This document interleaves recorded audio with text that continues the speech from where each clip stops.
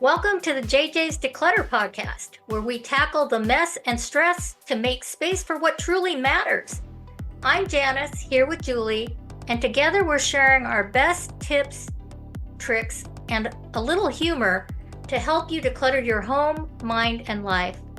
Whether it's procrastination or piles of stuff, we're here to help you make real progress. Let's dive in. Welcome to the JJ's Declutter podcast. I'm Julie. And I'm Janis. Today we're talking about Valentine's Day. And before you roll your eyes, or reach for the skip button because you think we're about to tell you to buy more stuff, we're actually doing the opposite.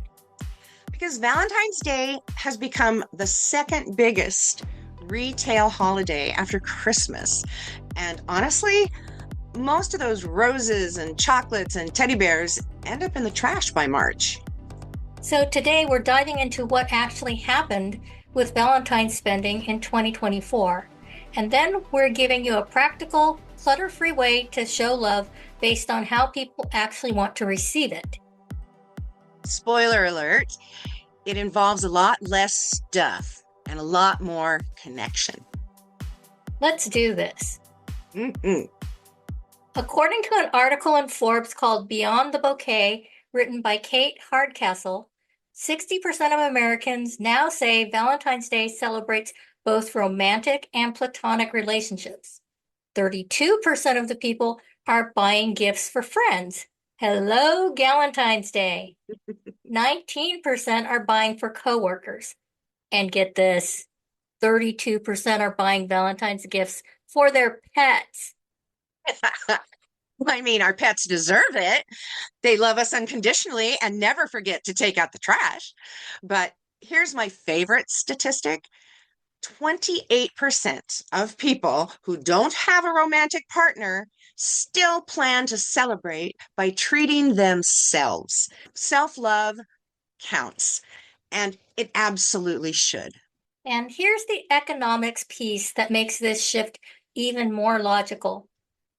Cocoa prices went from $2,000 per ton in 2022 to $10,000 per ton in 2025. That's a 500% increase. Flowers are more expensive because of fuel and shipping costs. Miami International Airport alone processes 940 million flower stems for Valentine's Day, stems that will be dead in a week. Wow. Exactly. So people are looking at these price tags and they're thinking, oh, this, or I could book a massage or a cooking class or a weekend away. They're choosing experiences that last over stuff that wilts. And that's the shift we want to lean into today, because you can absolutely show someone you love them without adding clutter to their life or yours. But to do that effectively, you need to understand how a person experiences love, which brings us to love languages. Okay, quick overview for anyone who's new to this concept. Dr. Gary Chapman wrote a book identifying 5 primary ways people give and receive love: words of affirmation, acts of service, receiving gifts, quality time, and physical touch. Apparently, they have been around since the 1990s, but I became aware of them because of my 20-something daughters and Love is Blind on Netflix. And that's a true story. And here's why this matters. Most relationship conflict doesn't happen because love is absent. It happens because love is being expressed in a language the other person doesn't fully understand. So one person is doing all the household tasks, thinking, I'm showing love, while the other person is thinking, why don't they ever just sit down and talk to me? Exactly. Or somebody's buying thoughtful gifts and their partner just wants them to verbally express how they feel. So today we're going to walk through each love language and give you experience-based ideas, not gift ideas, for each one. No clutter required. So let's start with words of affirmation because that one's my love language. So I'm biased. There are people who feel loved through spoken or written words, compliments, encouragement, expressions of appreciation, and not just surface level stuff. They want sincerity, specificity, and meaning. For these folks, silence can actually feel like distance, even when everything else is fine. So here's what experience-based love looks like for words of affirmation people. Write them a letter, not a text, not an email, a real handwritten letter that explains what you appreciate about them and how they've impacted your life, what you admire, specific moments when you notice their kindness or strength or humor. And if you really want to elevate this, read it out loud to them. Make it an intentional moment. Because here's the thing, words of affirmation people will keep that letter. They'll go back to it when they're having a hard day. The words linger, they become emotional touchstones. My mother had dementia, and while my parents were separated for about 5 months during her dementia, we had a letter from dad that mom kept right next to her bed. And if she was having a hard time, she would read it in the morning and she would read it in the evening and any other time during the day that she went into the bedroom. Um, I mean, she was confused about where he was, and that one piece of paper gave her love and filled her. It was such a help. So, words of affirmation, they really, really can make a difference. Another option is storytelling. Share memories. Tell them specific times you saw them being brave or compassionate or resilient. Specificity is everything. I love how you handle stress is nice, but I love how calm you stayed when everything fell apart last spring and you still managed to make everyone laugh is powerful. And that's the difference. Generic compliments are nice. Detailed observations feel like you're really seeing them. And that's what people with this love language want. They want to be seen and to have that seeing expressed in words. So, acts of service. These are my people. These are people who feel loved when their load is lightened, when somebody notices what needs doing and just does it. For them, love looks like effort, follow through, reliability. And here's where Valentine's Day often goes sideways for these folks. They receive something romantic, but impractical, while the thing stressing them out remains untouched, like getting roses when what they really needed was for someone to handle the grocery shopping or finally fix that leaky faucet. Exactly. So, for acts of service people, experiences should be rooted in relief. That might look like taking over a task they dread, handling logistics for something that's been weighing on them, or planning a day, even a whole weekend, where they don't have to decide anything or manage anything. And here's the key, don't make them manage the help. Asking, what can I do? Still requires mental energy from them. Noticing, deciding, and acting, that's where the love is felt. So, this might look like you wake up Saturday morning and they discover you already cleaned the kitchen, prepped ingredients for dinner, and scheduled that appointment they've been putting off. Or you handle all the Valentine's Day logistics. You make the reservation, arrange for childcare, plan the activity so they can just show up. This isn't flashy. Nobody's posting this on Instagram, but it's deeply meaningful to the person receiving it. Absolutely. So let's move into receiving gifts. This is the most misunderstood love language. People assume it's materialistic, and it's not. It's about thoughtfulness, it's about being remembered, about knowing someone took the time to think about you specifically. And here's the thing, Experiences absolutely count for this love language if they're presented with intention. So instead of wrapping a physical gift, create anticipation around the experience. Leave a handwritten invitation on their pillow. Build up to a planned outing they've never booked for themselves. Create a reveal moment. Make it feel special.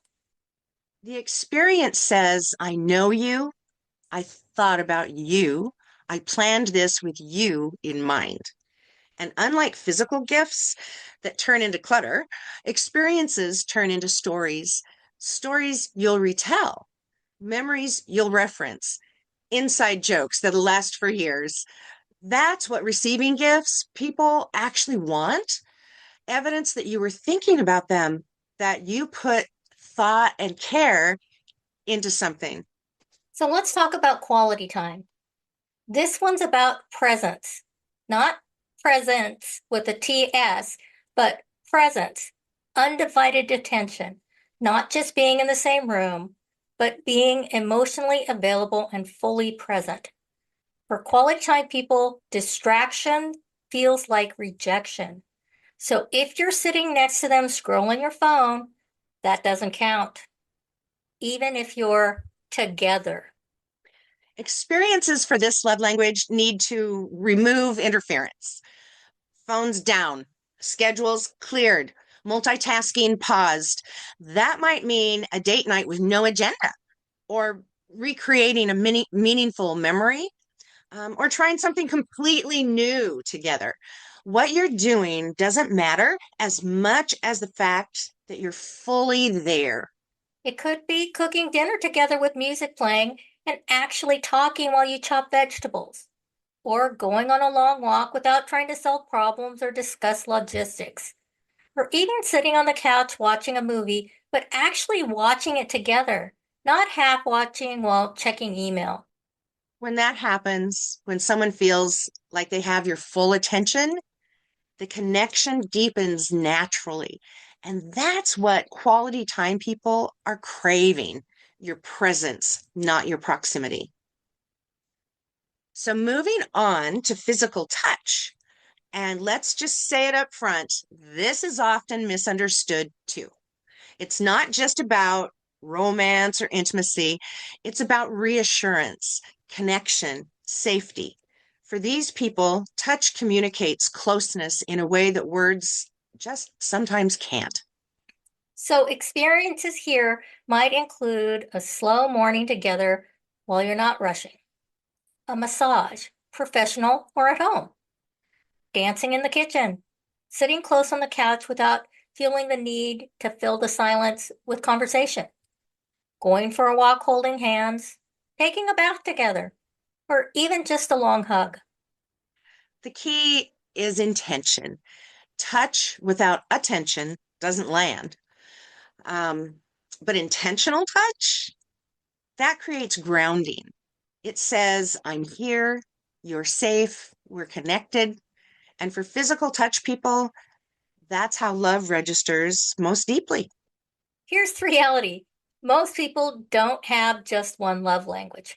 We usually have a primary and a secondary, and most couples don't share the same ones. So combining experiences can be incredibly effective. Working together blends quality time and acts of service. Writing a love letter and reading it aloud during a massage blends words of affirmation and physical touch. Planning a surprise trip and presenting it with a heartfelt explanation blends receiving gifts and words of affirmation. Layering love languages creates depth and it shows you're paying attention to multiple dimensions of how someone experiences love. So here's what we want to leave you with as Valentine's Day is approaching. Valentine's Day doesn't have to prove anything. It doesn't have to be expensive. It doesn't have to be Instagram worthy. And it definitely doesn't have to add more stuff to your home.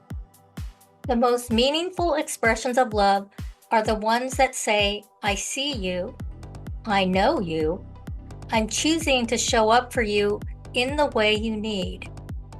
So this year, consider decluttering expectations. Declutter the obligation to do what everyone else is doing. Declutter the pressure to spend money you don't have on stuff nobody needs.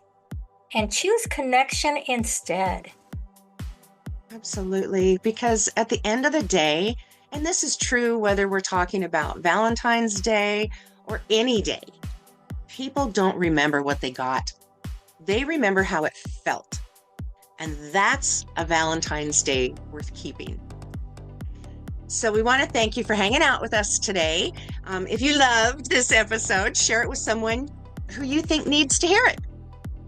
And if you want more clutter-free living strategies, join us in our Clutter Crushers Club at www.abcdeclutter.com. Our community is full of people who actually get it. No judgment, no shame, just real support from folks who understand that decluttering is about way more than just stuff. We'll see you next time, friends. So until then, keep it simple. Keep it intentional. And as always, keep decluttering. Thanks for joining us on the JJ's Declutter podcast. If you're ready to keep simplifying, follow us for more tips and join our Facebook community to share your wins and challenges. Subscribe here because it's always more fun to declutter with friends. And thanks in advance for leaving us a review.